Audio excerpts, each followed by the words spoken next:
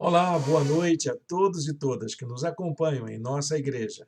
Estamos aqui fora do nosso horário, fora do nosso costume, porque no domingo passado nós tivemos uma noite muito especial no Dia das Mães e tivemos dificuldade de fazer uma gravação formal da nossa mensagem. Então eu prometi aos nossos irmãos e irmãs que eu colocaria o conteúdo da mensagem nas nossas redes sociais, aqui no nosso canal do YouTube, como se ele tivesse sido apresentado lá na hora. Claro, durante a nossa celebração, nós fizemos uma reflexão, inclusive com a participação do pastor João Batista Pinheiro, e foi uma bênção a gente ouvir a palavra dele e compartilharmos as informações que nós compartilhamos. Foi uma bênção a gente poder estar juntos na casa do Senhor, juntos ali no nosso espaço. A gente está seguindo uma série que eu gostaria muito que você pudesse acompanhar no conteúdo. Então, nós vamos fazer a apresentação do conteúdo da segunda mensagem da série Construtores da Felicidade, que é a série que tem abençoado a nossa vida. Nós temos a compreensão, meus irmãos, de que a felicidade ela é uma conquista pessoal. Uma conquista que vem resultado da dádiva de Deus na nossa vida. É o Senhor quem nos dá a graça de sermos felizes, e isso depende de um certo trabalho da gente. A gente precisa trabalhar um pouquinho, a gente precisa se empenhar um pouquinho para a gente poder conseguir essa tão sonhada felicidade, essa tão sonhada realização pessoal. E nós já vimos que a psicologia ela desenvolveu, ao longo de estudos, uma série de compreensões sobre o que é que nós precisamos para construir a felicidade. E alguns pesquisadores, principalmente norte-americanos, chegaram à conclusão de que a felicidade é resultado de uma soma de forças de caráter. E eu preciso encontrar qual é a que mais diz respeito a mim, para que eu possa construir a felicidade tão sonhada. Esses 6 elementos, essas 6 forças de caráter que os psicólogos afirmam, elas estão em sintonia com a mensagem religiosa. Aliás, eles chegaram a essa conclusão ao observar que as pessoas mais felizes do mundo são aquelas que professam uma fé, que têm um compromisso de espiritualidade. E aí eles foram até essas muitas fontes das religiões para saber o que é que elas ensinam para que as pessoas sejam felizes. E o cristianismo não ficou de fora, ele também foi analisado. E eu fui, então, estudar um pouco os discursos de Jesus, aquilo que Jesus nos ensinou, que se enquadram nestas propostas das forças de caráter para a construção da felicidade. São 6. Nós já vimos a primeira, que foi sabedoria, e hoje vamos ver a segunda, que é a coragem. Então, vou colocar aqui o nosso esboço, né, que nós preparamos. Nós temos aí esse costume de fazer assim na nossa igreja, e nós vamos seguir essa linha de pensamento. Hoje, então, vamos tratar da coragem. Jesus, um dia, falando aos seus discípulos, ele estava perto de ser crucificado. Foi a última palavra antes da crucificação.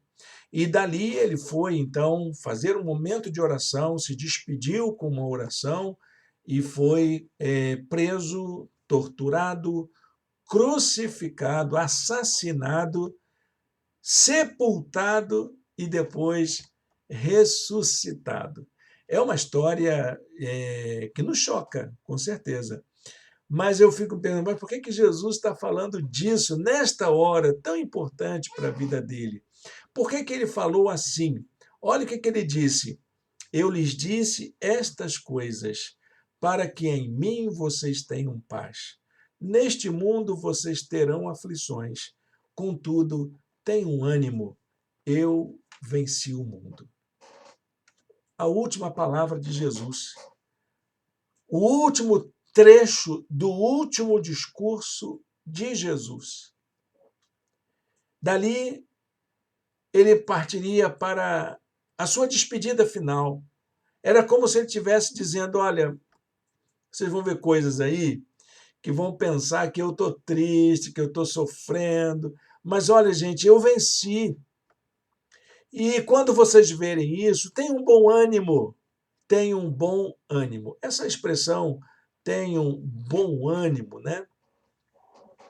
Tenham ânimo, tenham disposição, é a palavra que Jesus utiliza para encorajar os seus discípulos, para que eles não se desanimassem, mesmo em meio a toda a sequência de aflições que eles iriam assistir e que eles iriam passar também.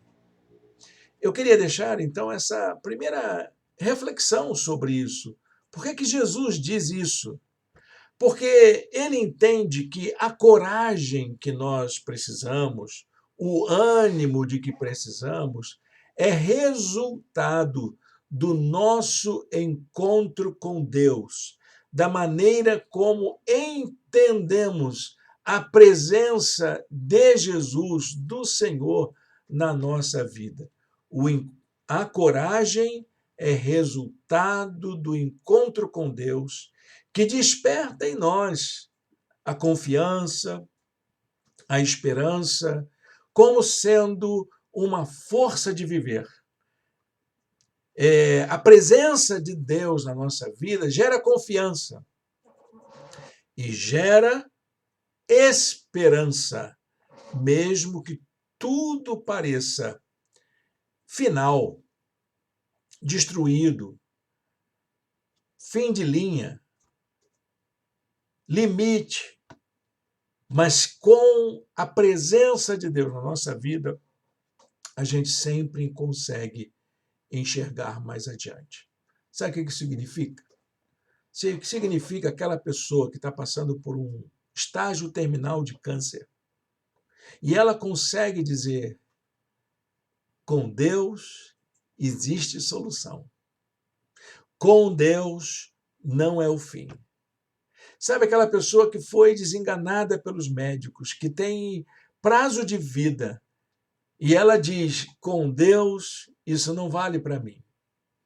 Isso não muda a minha disposição de viver, ainda que por pouco tempo. Essa é uma grande lição de vida que Jesus dá para a gente. Quando ele diz para a gente: eu não sei quanto tempo eu estou com vocês, ele teve mais 3 dias apenas. 3 dias. 3 não, 2. Porque dali ele saiu para ser preso, no dia seguinte ele já foi julgado e crucificado. Foi um rito sumaríssimo da sua condenação. Quanto tempo você tem de vida? Quanto tempo mais lhe resta? Jesus olha para você e diz: tenha bom ânimo, tenha bom ânimo. Eu venci. Eu venci. Isso lembra a palavra do anjo a Maria, uma jovem menina, que recebe a notícia de que ela seria grávida, mesmo fora do casamento. Em uma situação, numa sociedade moralista, que condena o papel da mulher, que apedreja gente que fornica. Imagina, coitada da Maria. E o anjo diz para ela: não tenha medo, Maria, tenha ânimo, coragem. Você foi agraciada por Deus. Você foi agraciada por Deus. Confie, Deus vai te dar forças para poder passar por essa.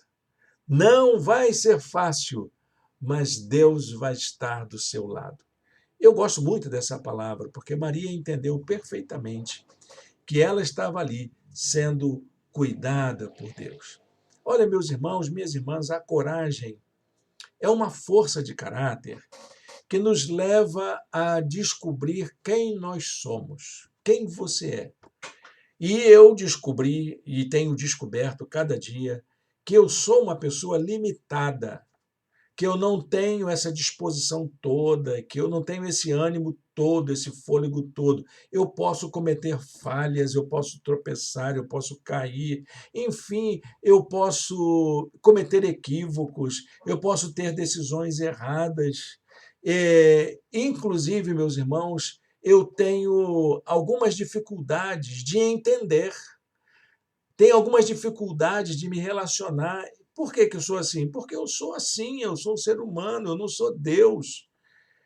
Eu preciso saber quem eu sou, quais são as minhas potencialidades, quais são as possibilidades que eu tenho, apesar dessa condição tão vulnerável, tão subjetiva, tão volátil que eu sou.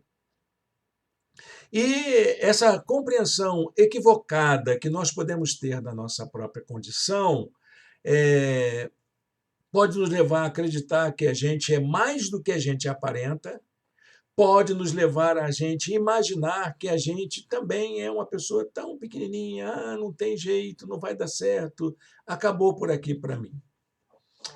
Era a ideia dos pastores de Belém, né? Lembra da história? Quando eles também receberam a visita do anjo para trazer uma boa notícia. Eles eram considerados profissionais imundos, eles receberam uma notícia maravilhosa. E agora? Eu? O que eu vou fazer com essa notícia? E o anjo vem e diz para eles: Olha, meus queridos, não tenham medo, estou lhes trazendo boas novas de grande alegria. Estou dizendo para vocês que vocês estão incluídos, apesar de serem desprezados, apesar de fazerem um serviço imundo, que era assim, ser pastor era isso, tá, gente? Cuidar de ovelha era se envolver com o cheiro da ovelha. Então, era considerado como profissão imunda. Eles, vocês que são desprezados, vocês que precisam se purificar para poder encontrar-se com alguém, eu estou dizendo para vocês que a notícia que eu tenho para dar é notícia de muita alegria para todo mundo. Não tenham medo. O maior impedimento, meus irmãos e minhas irmãs, para desenvolver a coragem é o medo, com certeza. Mas é preciso a gente entender o seguinte: o medo não é o oposto de coragem, entendeu? Também o medo não significa ausência de coragem. O que o medo é, então? O medo é um sinal de alerta, é um sentimento que todos nós temos quando nos deparamos com um perigo. Todo mundo sente medo. Ou você pensa que não, né? A gente sente medo, sim, todos nós podemos ter medo. O medo é um sentimento natural que acontece quando estamos diante de grandes desafios, quando a gente tem que tomar uma decisão, quando a gente enfrenta uma situação grave. Todos nós podemos sentir medo. Agora, nós é que precisamos aprender a lidar com o medo. O medo, ele precisa ser administrado.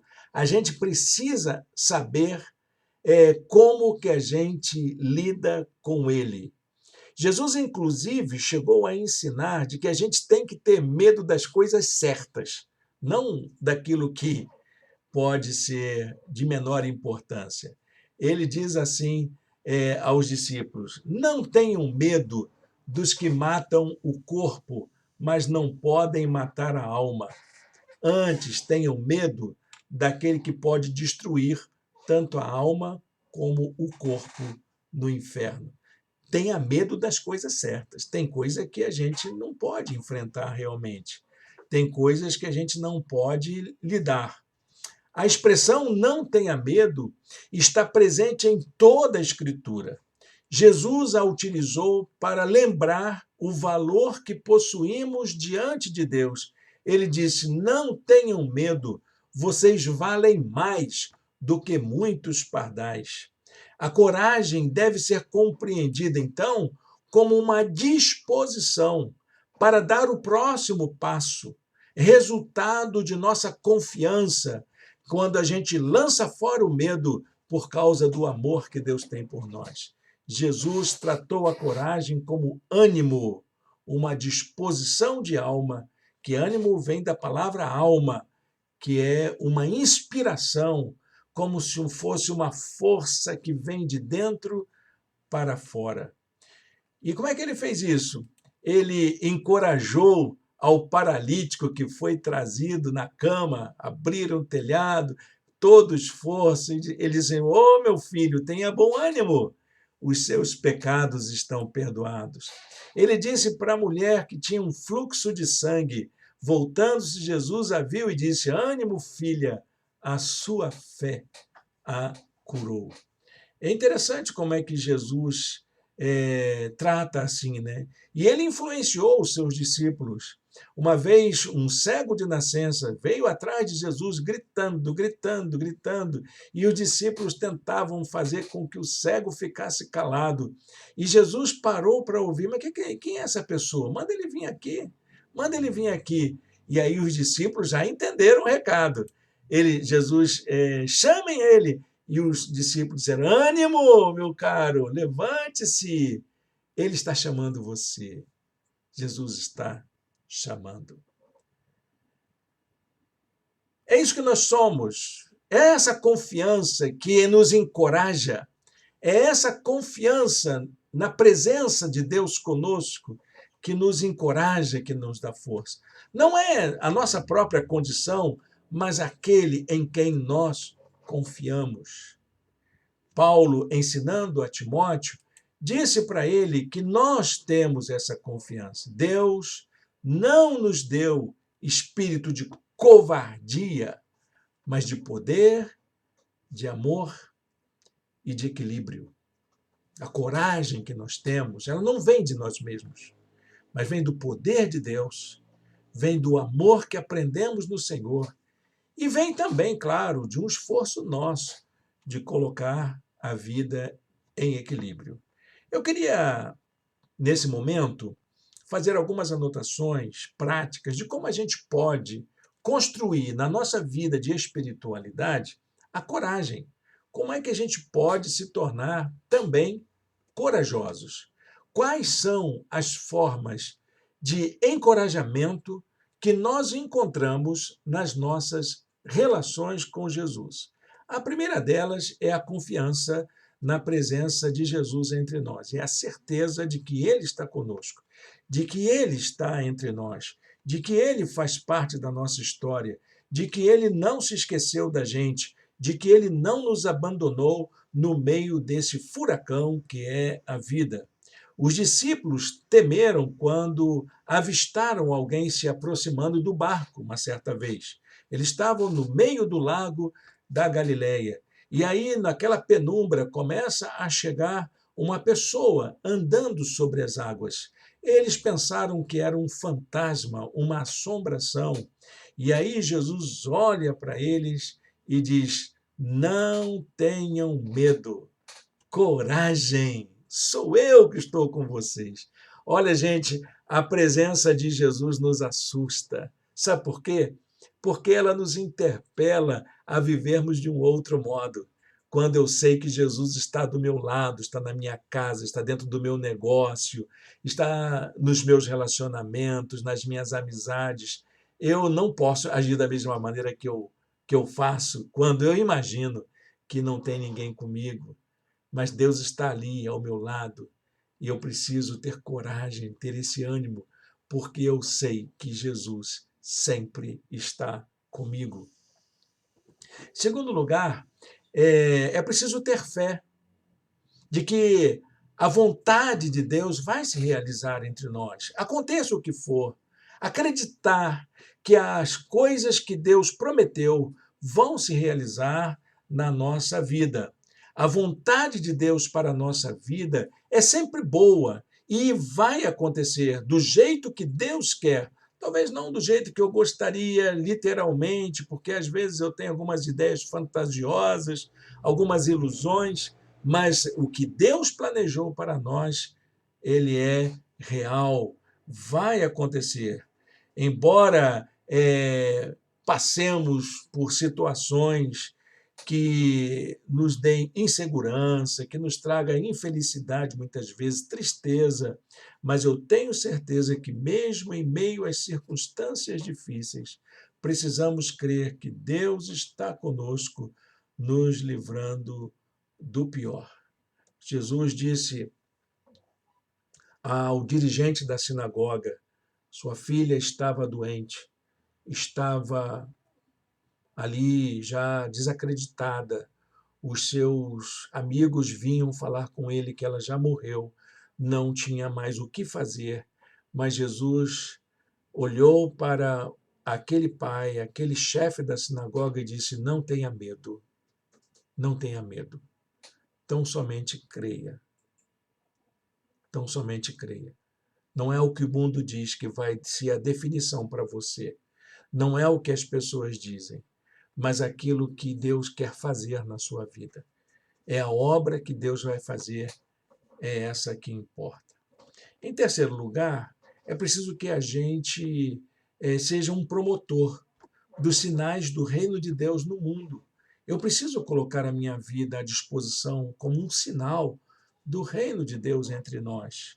Como cidadãos e cidadãs do reino de Deus, temos o compromisso de promover os valores que envolvem o reino.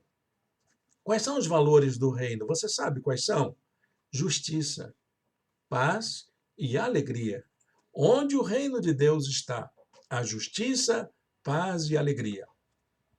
Eu e você somos cidadãos do reino e precisamos sermos promotores da justiça, da paz e da alegria. Não tenham medo, pequeno rebanho, pois foi do agrado do Pai dar-lhes o reino. Ele não deu o reino como alguma coisa para a gente esconder no cofre, mas para a gente poder compartilhar essa alegria, a justiça e a paz que encontramos juntos e juntas no reino dele, para que todas as pessoas do mundo também desfrutem. Para a gente concluir essa palavra e a gente orar junto, eu quero convidar você a pensar no seguinte: o que nos encoraja a viver neste mundo com tantos perigos, com tantos riscos, é o fato de saber que o Senhor está conosco em todas as situações. É o que nos encoraja, a presença de Deus na nossa vida. Que Ele não desampara jamais, que Ele não desiste da gente e que Ele aposta no sucesso da nossa vida como criatura dele, como participante do seu reino. Você crê nisso? Ele prometeu. Ele disse: eu estarei sempre com vocês até o fim dos séculos. Amém? Que Deus abençoe a leitura da sua santa palavra, esse momento de meditação. Quero convidar você a orar comigo. Senhor Deus e Pai, muito obrigado, Senhor, por esta noite. Muito obrigado pela tua palavra. Muito obrigado, Deus, pela inspiração do teu Espírito. Vem nos encorajar, Senhor. Vem nos dar força para seguir adiante. Que a tua promessa de força e coragem, sempre que oramos, sempre que buscamos ao Senhor, se cumpra a cada dia na vida dos nossos irmãos e irmãs que nos ouvem. No nome de Jesus. Amém. Amém, meus irmãos. Fica aqui o nosso convite para o próximo domingo. Continuaremos com essa série de mensagens. Outras forças de caráter também serão tratadas e eu convido você para estar conosco. Quero deixar uma palavra para os nossos irmãos, os membros da nossa igreja.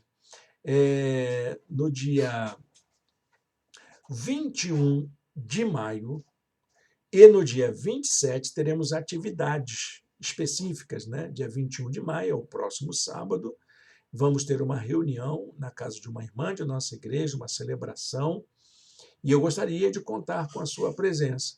Olha aqui mesmo, você que está nos assistindo, não é membro da nossa igreja, mas é de Niterói, gostaria de tomar parte? Deixa aí no comentário o seu recado, o seu desejo, que eu vou entrar em contato com você, tá bom?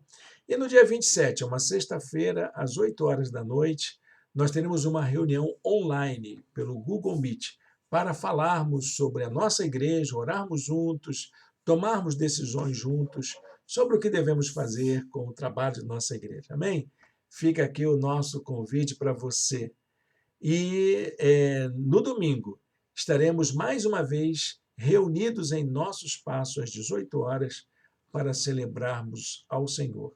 Deus o abençoe ricamente.